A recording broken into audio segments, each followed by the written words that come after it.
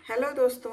राधे राधे, हर हर महादेव। एक बार फिर से मैं आपके सामने एक अपने अगले वीडियो के साथ प्रेजेंट हुई हूँ। तो चलिए फटाफट से जान लेते हैं आज का टॉपिक क्या है। आज का टॉपिक बड़ा ही इंटरेस्टिंग है, जिसमें कि हम कुछ साइकोलॉजिकल हैज़ार्ड, जो कि एक है फैमिली रिलेशनशिप हैज़ार्ड्स जो बेबीज़ फेस करते हैं, आज उसके बारे में थोड़ा डिटेल में जानेंगे कि वो फैमिली रिलेशनशिप हैज़ार्ड्स है क्या। तो आज इस सेशन में हम फैमिली रिलेशनशिप हैज़ार्ड्स इन बेबीहुड जो बेबीज़ फेस करते हैं अपने फैमिली रिलेशनशिप में, उसके बारे में आज बात करेंगे। तो मैं आशा करती हूँ कि आप वीडियो में अंत तक ज़रूर बने रहेंगे। तो चलिए इसी के साथ हम शुरू करते हैं। तो बेसिकली अगर देखा जाए तो 6 प्रकार के 6 types of family relationship hazards babies face करते हैं, जो कि है separation from mother, failure to develop attachment behavior, deterioration in family relationships, overprotectiveness, inconsistent training and child abuse।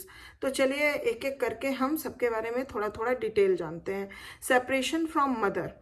जैसा कि देखा गया है कि जब तक कि unless a stable and satisfactory substitute is provided, जब तक कि अगर माँ किसी कारण से बच्चे से सेपरेट हो रही है या उसको थोड़ी देर या लंबे समय के लिए सेपरेट होना पड़ रहा है, तो जब तक कि उसको एक स्टेबल और सेटिस्फैक्ट्री मदर सब्स्टिट्यूट नहीं प्रोवाइड किया गया बच्चे को, तब तक और उससे उसकी मदर सेपरेट हो गई, तो उस कारण से उसके अंदर कुछ ऐसी फीलिंग्स डेवलप होती हैं जो उसके लिए काफ़ी हानिकारक होती हैं, जैसे कि feelings of insecurity which are expressed in personality disturbances that may lay the foundation for later maladjustment. तो इस वजह से क्या होता है, उसके पूरे पर्सनैलिटी डेवलपमेंट में डिस्टर्बेंस हो जाती है, और ये एक तरह का आगे चल के जो भी उसका माल एडजस्टमेंट हो सकता है, उसका एक फाउंडेशन यहाँ पे ले डाउन होने लग जाता है। तो इसीलिए मदर जो है वो in the beginning of the child's life it's very important कि वो उसके साथ होना उसको ज़रूरी है, बट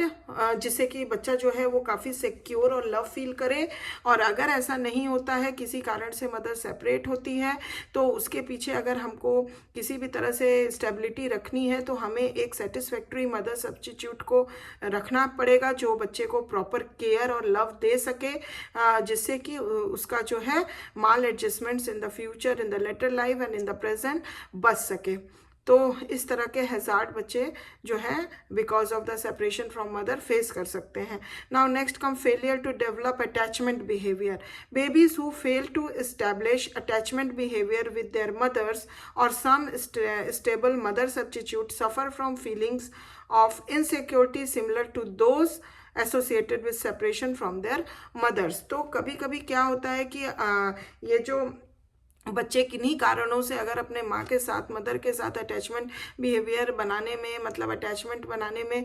फेल हो जाते हैं, या फिर किसी mother satisfactory stable mother substitute के साथ बनाने में फेल हो जाते हैं, तो वो चीज़ उनके अंदर इनसिक्योरिटी की भावना डेवलप कर सकती है, एज सिमिलर टू द उन बच्चों का जिनसे मदर को सेपरेट कर दिया जाता है या मदर का सेपरेशन हो जाता है। उसी तरह से अगर अटैचमेंट बिहेवियर नहीं बन पाया, वो एसोसिएशन मदर के साथ नहीं बन पाया, तो वही बच्चे के अंदर फीलिंग ऑफ इनसिक्योरिटी डेवलप हो जाती है। In addition they do not experience the pleasures that come from close personal relationships, और फिर वो उसका प्लेजर भी नहीं पा पाते हैं, समझ नहीं पाते हैं कि एक क्लोज रिलेशनशिप का प्लेजर क्या होता है, फीलिंग क्या होती है, वो एक्सपीरियंस नहीं कर पाते हैं, इसलिए वो क्लोज पर्सनल रिलेशनशिप भी आगे चल के डेवलप अच्छे से नहीं कर पाते हैं। This handicaps them in establishing friendship as they grow older. तो जैसे जैसे जब वो बड़े होते हैं तो किसी के साथ भी वो बहुत क्लोज फ्रेंडशिप नहीं कर पाते हैं, डेवलप नहीं कर पाते हैं, बिकॉज वो अपने समय में जब उनको रिक्वायरमेंट थी, वो केयर एंड वो लव और वो क्लोज रिलेशनशिप का प्लेजर वो खुद फील नहीं कर पाए, तो आगे चल के उनको इन तरह के डेवलपमेंट और इन तरह के रिलेशनशिप डेवलपमेंट में बहुत सारे माल एडजस्टमेंट्स होते हैं और वो नहीं कर पाते हैं। तो ये सारे हैजार्ड्स वो फेस करते हैं। Now next comes the deterioration in family relationships. The deterioration in family relationships that almost always occurs during the second year of life is psychologically hazardous because babies notice that family members have changed attitudes toward them and treat them differently। तो यहाँ पे क्या होता है कि जो family का deterioration जो होता है ऑलमोस्ट ऑलवेज बच्चे के लिए उसके लगभग 2 साल का जब बच्चा होता है तब उसको बहुत साइकोलॉजिकली हैजार्डस उसके लिए ये हो जाता है, बिकॉज उस कारण से जब फैमिली में डिटेरिएशन चल रहा है तो उस कारण से जो पेरेंट्स का एटीट्यूड होता है, फैमिली मेम्बर्स का एटीट्यूड होता है, वो बच्चे के तरफ जो है वो चेंज हो जाता है। तो ये उनके लिए बहुत ही साइकोलॉजिकल हैजार्डस सिचुएशन हो जाती है। या जैसे बच्चे को पहले पेरेंट्स या फैमिली मेम्बर्स ट्रीट कर रहे थे वो इस समय नहीं करते हैं, तो इस वजह से ये चीज़ उनको बहुत साइकोलॉजिकली डिस्टर्ब करती है। As a result they usually feel unloved and rejected. इसके कारण उनको हमेशा मतलब एक लगता है कि वो अनलव्ड किए जा रहे हैं और रिजेक्ट किए जा रहे हैं। Feelings which lead to resentment and insecurity, और इस फीलिंग्स के कारण आगे चल के उनके अंदर इनसिक्योरिटी और रिसेंटमेंट की भावना उत्पन्न हो जाती है, जो कि उनके आगे के एडजस्टमेंट के लिए और किसी भी तरीके के रिलेशनशिप फॉर्मेशन के लिए बहुत ज़्यादा हानिकारक साबित हो सकती है। Next comes overprotectiveness. Babies who are overprotected and prevented from doing what they are capable of doing become overdependent and afraid to do what other babies of their ages do. अगर जो बच्चों को over protectiveness हमेशा दी जाती है और उनको वो जो अपने एज के हिसाब जो चीज़ें वो कर सकते हैं उसको करने से उनको प्रिवेंट रखा जाता है, तो इस वजह से क्या होता है उनके अंदर ओवर डिपेंडेंसी की टेंडेंसी डेवलप हो जाती है और उनके एज ग्रुप के जो बेबीज जो भी चीज़ें कर सकते हैं, जो उनके एज ग्रुप का डेवलपमेंटल टास्क होता है वो करने में फेलियर हो जाते हैं। तो इस वजह से कभी कभी overprotectiveness is very harmful. This in time is likely to lead to abnormal fear of school, जिसको कि हम स्कूल फियर फोबिया कह सकते हैं, and excessive shyness in the presence of strangers. तो इस वजह से जैसे कि क्या होता है कि फालतू का जैसे कि स्कूल से डरना, फियर करना, या फिर हम कह सकते हैं उसको स्कूल फोबिया हो जाना, या इवन उस बच्चे के अंदर एक्सेसिव शाइनेस आ जाती है because he is not able to do what others people do of their age. तो इस वजह से कॉन्फिडेंस की कमी आ जाना, इनसिक्योरिटी की कमी आ जाना, इस वजह से वो जो कर सकते हैं वो भी नहीं कर पाते हैं, हर चीज़ के लिए वो डिपेंडेंट बने रहते हैं। इस वजह से वो स्कूल भी जाने से घबराते हैं और उनको स्कूल फोबिया भी कभी कभी डेवलप हो जाता है। और अगर उनको किसी स्ट्रेंजर्स के बीच में वो अपने आप को अगर पाते हैं तो उनके अंदर बहुत एक्सेसिव शाइनेस आती है। तो इस तरह से ओवर प्रोटेक्टिवनेस का बहुत ही हैजार्डस इफेक्ट पड़ता है बच्चे के ऊपर। Now next comes the inconsistent training. Inconsistent child training methods which can be the result of permissiveness or of parents' feelings of inadequacy in the parental role provide poor guidelines for babies। तो कभी कभी क्या होता है कि अगर हम training सही तरीके से कंसिस्टेंटली जैसा जैसा बच्चे के एज के हिसाब से अगर हमें देना है वो हम नहीं देते हैं कि पेरेंट्स का परमिसिवनेस बच्चे के साथ होना बहुत ज़्यादा बढ़ जाता है, या पेरेंट्स खुद में सोचने लगते हैं कि हम कहीं ना कहीं एडिक्वेट पेरेंट रोल को नहीं एडिक्वेटली निभा पा रहे हैं, एडिक्वेसी है हमारे अंदर। तो इन कारण से कभी कभी क्या होता है बेबीज को बहुत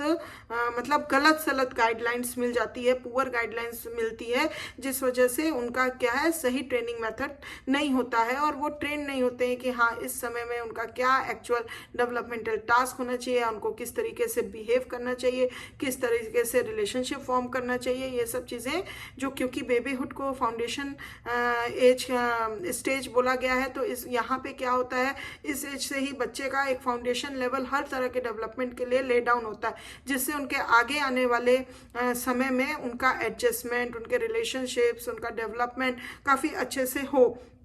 तो वो चीज़ों में पुअर गाइडलाइन के वजह से बच्चे को बहुत सारे प्रॉब्लम्स को झेलना पड़ता है, and this slows down their learning to behave in approved way. तो इस तरह से जब ट्रेनिंग ही इनकंसिस्ट होंगी और पुअर होंगी और खुद ही पेरेंट्स इनएडिक्वेट होंगे उस अच्छे तरीके से ट्रेन करने के लिए, स्किल डेवलपमेंट कराने के लिए, तो यहाँ पे क्या होता है, इस वजह से क्या होता है, बच्चे जो हैं उनका लर्निंग प्रोसीजर जो होता है वो बहुत स्लो डाउन हो जाता है, और वो एक अप्रूव्ड वे में किस सिचुएशन में हमें कैसे बिहेव करना है, बच्चे के अंदर ये चीज़ें डेवलपमेंट नहीं हो पाता है ठीक तरीके से, जिससे उसको बहुत सारे हैजार्ड्स का सामना करना पड़ सकता है। Last but not the least, child abuse. When parents are unhappy in their parental roles, or when a frictional relationship exist between them, some babies become the targets of anger and resentments। जब कभी ये देखा गया है कि जो parents हैं वो अनहैप्पी हैं, या फिर उनको अपने पेरेंटल रोल में कुछ ना कुछ इनएडुकेसी दिखाई दे रही है, या फिर उनका खुद का फ्रिक्शनल रिलेशनशिप कुछ चल रहा है, कुछ प्रॉब्लम्स चल रही हैं उनके खुद के रिलेशनशिप में, तो कभी कभी जो बच्चा होता है वो उन सब चीज़ों का टारगेट बन जाता है। जो भी उनके अंदर पेरेंट्स के अंदर एंगर होता है, रिसेंटमेंट होता है, उसका टारगेट जो है, विक्टिम जो है, वो बच्चा बन जाता है। The babies are either neglected or abuse. तो इस तरीके से क्या होता है, कभी कभी बच्चा या तो पूरी तरह निग्लेक्ट और रिजेक्ट कर दिया जाता है, या फिर उसको किसी प्रकार से अब्यूज्ड हो सकता है। तो the second year of life is a more common time for child abuse than the first, because babies are more troublesome to their parents, and this triggers the outlet of anger, resentment and other unpleasant emotions engendered in the relationship of the parents. तो क्या होता है कि जो बच्चे का second year होता है उसमें चाइल्ड अब्यूज़ की संभावनाएं ज़्यादा होती हैं as compare to the first year of the child, because second year में बच्चा क्या होता है, थोड़ा सा ट्रबलसम, क्योंकि वो थोड़ा ग्रो कर जाता है, तो मतलब उसका वो थोड़ा पेरेंट्स के लिए ट्रबलसम ज़्यादा होता है। तो इस वजह से क्या होता है कि खुद ही पेरेंट्स के बीच में बहुत सारी कर सकते हैं प्रॉब्लम्स चल रही हैं, या रिलेशनशिप में बहुत सारी प्रॉब्लम्स चल रही हैं। तो इस वजह से क्या होता है, जितना भी गुस्सा, एंगर, रिसेंटमेंट, जितना भी प्रॉब्लम्स है वो सब बच्चे के ऊपर, क्योंकि बच्चा उसी में बच्चा परेशान कर रहा है, ट्रबलसम हो गया है अचानक से, तो वो सारी चीज़ें जो अंदर दबी हुई हैं वो सारी बच्चे के ऊपर निकल जाती है, क्योंकि खुद ही पेरेंट्स का जो रिलेशनशिप होता है वो अच्छा नहीं होता है। तो जो अनप्लेजेंट इमोशंस होते हैं वो पूरी तरह से बच्चे के ऊपर निकल जाता है। तो चाह के या अनचाहे ढंग से बच्चा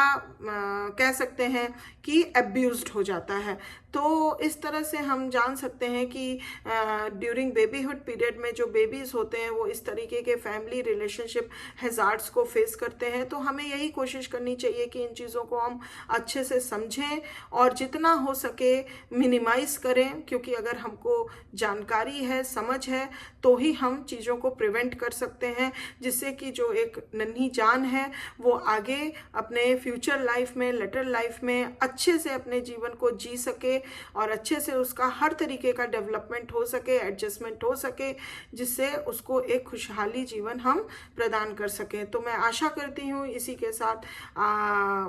मैं आशा करती हूँ कि आपको हमारा ये वीडियो पसंद आया होगा। अगर पसंद आया तो प्लीज़ एक लाइक ज़रूर कर दीजिए, और thanks for watching my video. मैं आपके साथ फिर अगले वीडियो में एक अच्छी जानकारी के साथ मिलूँगी। तब तक अपना ध्यान रखिए, ख्याल रखिए। Bye bye, take care.